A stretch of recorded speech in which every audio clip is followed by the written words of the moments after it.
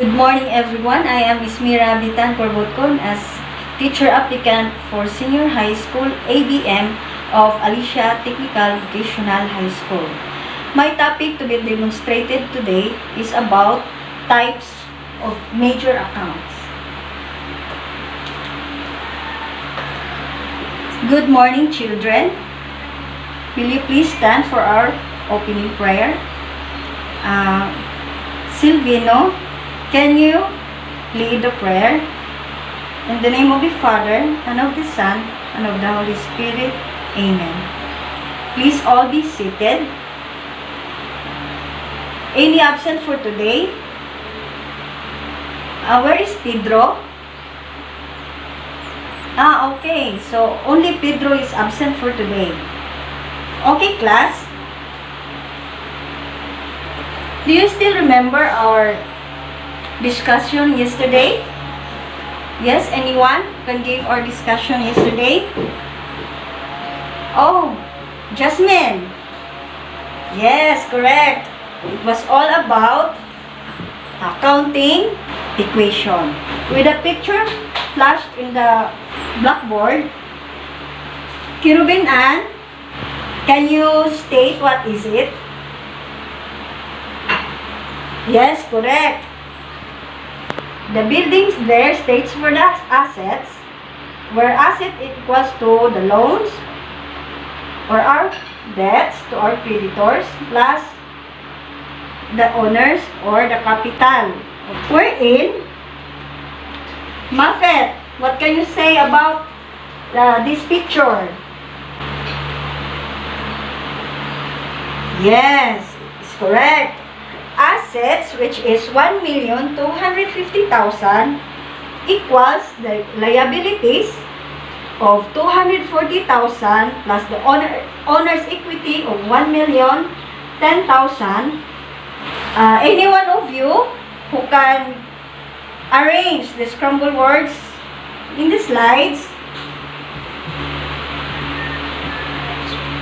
Oh yes, Jinky. Correct. That is cash, land, and inventory. Very good. So, how about this picture? What can you say about the picture? Yes. It says here that assets is what the owners or the business owners own.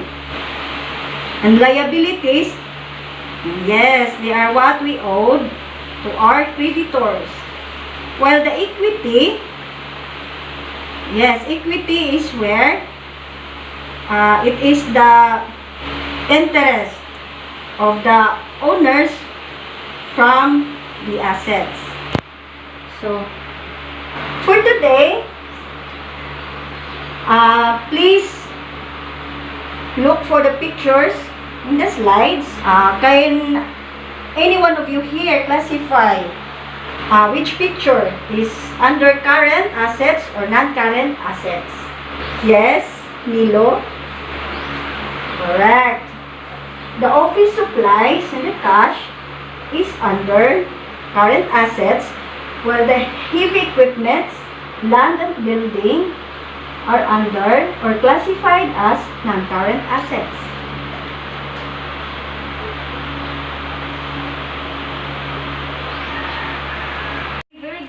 So, based on our activity, how can we differentiate current from non-current assets? Anyone? Mama. Yes, Stila. Yeah, correct. So, current assets, based on the picture we have identified earlier, they are assets involved small amounts of money, which is we can easily realize. Non-current assets, yes, it involves big amount and is hard to or will find some time to realize. So, what are the 5 major accounts? To number 2, what are the 5 major accounts? Who can answer number 1? Yes, Joshua. Very good. It's assets. Number 2. Oh, Shermaine. What is number 2? Yes, correct. It is liabilities. Number 3. Yes, Crescencia? Yes. It is equity. Number 4. Amelia? Income. Correct. Very good. Number 5. What is it? Francis? Expenses. Very good. Oh, so happy for you. You're so alive for today's discussion and attentive. So, number 3, why do we need to classify them? So, why there is a need to classify these accounts? Yes, Eulalia. Oh, yeah, it is correct that to classify each of the account can make us, so liabilities are also classified into 2. The current liabilities, these are the liabilities which can be due in 1 year and not more than 1 year. While example for current liabilities are accounts payable, notes payable, accrued expenses, unearned income, non-current unearned income. So, as long as they are payable within 1 year.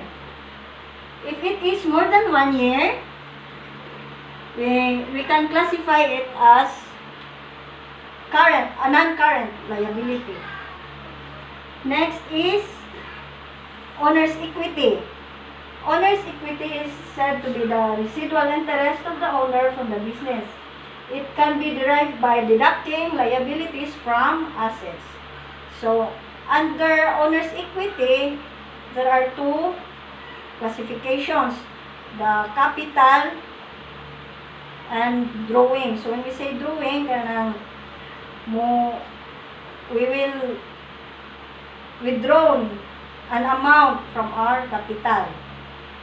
Next is income. Income is the increase in resources resulting from performance of service or selling of goods. So when we are general merchandising, so we will derive our income from selling goods. If we are a manufacturing company, our income will also be like selling our manufactured products. Next is the expenses. So expenses is the decrease in resources resulting from the operations of business. So like salary expenses, it is an expenses resulting from the operation. So can you get 1/2 crosswise of paper and answer the following? So identify if the account is asset, liability, equity, income, or expenses. Place an X on the corresponding column. I'll give you 2 minutes. So ready? Okay. Dalia, can you present your answer? Yes, very good. Accounts receivable is under assets. The Jesus capital is, yes, under owner's equity. The Jesus drawing, yes, it is under, again, owner's equity. Rent expenses, yes, it is under expenses. Mortgage loan is, okay, mortgage loan is a liability. While service income is an income account. Very good. Prepare 1/4 sheet of paper for a short quiz. Please answer numbers 1 to 5 as your quiz. Finish? Are all finished answering the questions? Okay. You may now pass your papers to the front. Before we go home, please take note your assignments. How do you set up a chart of accounts? Present a sample chart of accounts next meeting. Do you copy? Is it clear? Can we all stand for our prayer?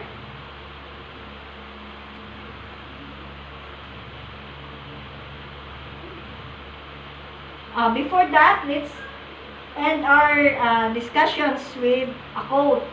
Liabilities are just assets in hiding. So, if we owed something to someone, let's just pay them for the term we are asked to pay said liabilities, so that in the near future, if we need something, we can still borrow from the same person. Okay. In the name of the Father, and of the Son, and of the Holy Spirit. Amen. Thank you, class, and God bless.